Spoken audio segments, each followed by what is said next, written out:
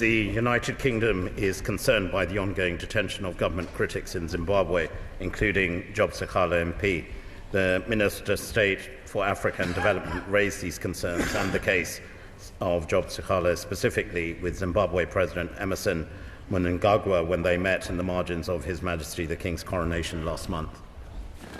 My Lords, I thank the Minister for that answer, and I welcome to the public gallery Stephen Van Zandt and Jerry Dammers, musicians and songwriters who have done so much to campaign for freedom and justice in Southern Africa.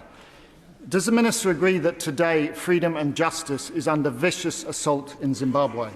Will he and his ministerial colleagues work with SADC ministers in the Commonwealth to make clear to ZANU-PF that there can be no return to normal relations until Job Sekhala and all political detainees are released, political violence stops, and genuinely free and fair elections take place? My Lords, may I firstly acknowledge the noble Lord's insights and indeed his expertise on all issues Zimbabwe. He knows the country very well, and I appreciate its tabling of the question. With regards to the specific issue of human rights and the importance to progress on human rights before the elections on the 23rd of August, of course, I assure the noble Lord we are engaging with all key partners, including, as he will be aware, that Zimbabwe is very keen to progress its membership of the Commonwealth as well. The issue of human rights is a pertinent part of that assessment, and I know we're working very closely with the Secretariat in that respect. Ultimately, if Zimbabwe joins the Commonwealth, it will be a matter for all members of the Commonwealth, and therefore it needs a cross-Commonwealth approach to this. I assure the noble Lord also we are fully seized with the issue of the different abuses of human rights which regrettably and tragically continue to happen, and even this morning I've heard of further arrests in this respect. The information is still coming through, but I am aware of further arrests that have been made. We've called for full transparency, the release of those who are being held in an arbitrary fashion, and indeed where cases are being pressed, that those court cases are held in a very transparent form.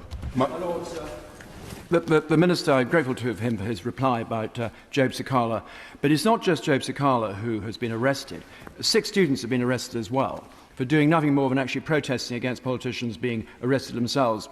Emmanuel Chichima, Comfort Mapufu, Nandal Madamombi, Benjamin Watazda, Donington Chigwena, Gamuchirai Chamburu Munda. Students, exotic names, my lords, but they're not being kept in exotic conditions. They're in prison for protesting perfectly legally and freely. And I think we've got to wake up to the fact that Emerson Mnangagwa is actually more of the same after the evil Mugabe.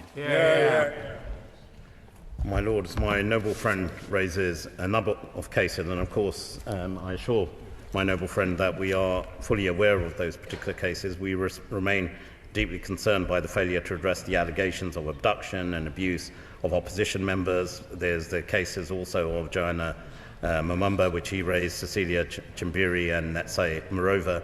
I assure the noble Lords we've raised our concerns with the government and also publicly called for full investigation into these allegations. It is vitally important that if Zimbabwe wishes to be counted amongst those countries that are not just recognized for progression on a bilateral basis, but also importantly within multilateral organizations, that they stand up and ensure transparency of justice systems, but also ensuring that those who are taken and arrested are done so on charges which are transparent, and when they're not held on any charges which clearly are substantial, that they are released. And the freedom of speech, the freedom of press, the freedom of protest are key parts of any progressive democracy. My Lords, many of us warned for many years that Mnangagwa would be worse than Mugabe, particularly because of his years of repression and particularly what happened in Matabeleland. He's clearly not going to change, and sadly invitations to the coronation don't help. It helps him in Zimbabwe. However, could the noble Lord the Minister accept that it's very unlikely that there will be genuinely free and fair elections in August in Zimbabwe, and that it is time? I mean, we saw just last night a very, very well-respected human rights lawyer, Obey Shava, being almost beaten to death by ZANU-PF thugs. Is it not time that we stop pandering in some way to Mnangagwa and condemn, really condemn, what is happening there right throughout the country, loudly and clearly to the international world? My Lords, I also welcome the noble lady's deep insights and expertise on Zimbabwe, and I assure I am aware of the case this morning, and literally as I sat down, I got an update on the alleged attacks on the lawyer. I am in the process of getting further information on that particular attack. Will then update the House and the noble lady accordingly.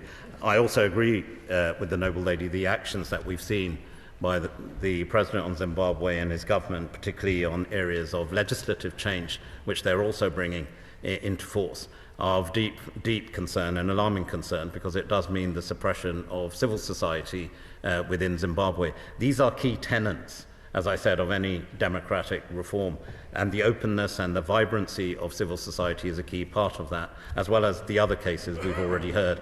And I assure noble lords, we want to work very constructively on this agenda. There is a lot of expertise in your lordship's house, and we want to leverage that to ensure that we can continue to make the case pertinently, forcefully, and one hopes to ensure progression on the ground.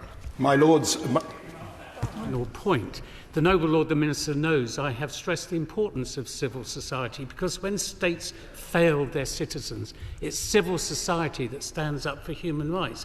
And I have urged the noble Lord the Minister to actually support civil society in the broadest terms, including trade unionists who have been under attack in Zimbabwe.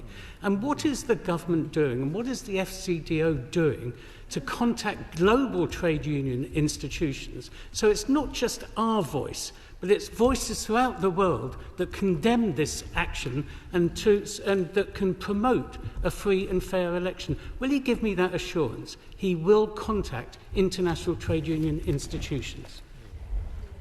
My Lords, I can give the noble Lord that assurance, and may I request him as well, if I may. He will have extensive contacts in this respect, particularly on the focus on Zimbabwe, and I'd welcome his insights as to the key components, key organisations and individuals. But I assure the noble Lord we have engaged directly with the government on Zimbabwe, particularly on the PVO amendment bill and the so-called patriotic amendments, but we regard all these changes, the private voluntary